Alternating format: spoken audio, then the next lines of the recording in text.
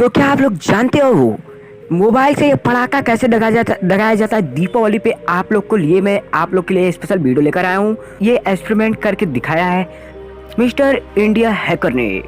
तो मैं बता देता हूँ, देखिए मोबाइल है, मोबाइल से बटन जैसे दबाते हैं मिस्टर इंडिया हैकर तो वैसे पटाखा दगता है। तो आप लोग को पहले देखिए, वाह क्या दगा पटाखा।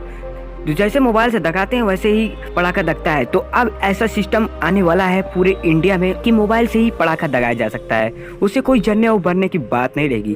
तो आप लोग को वीडियो पसंद आया तो लाइक कर देना, चैनल पर नया हो सब्सक्राइब कर देना। ऐसे लेटेस्ट वीडियो आपको इस चैनल पर मिलते रहेंगे। तो आज का वीडियो इतना, चलिए बाय बाय।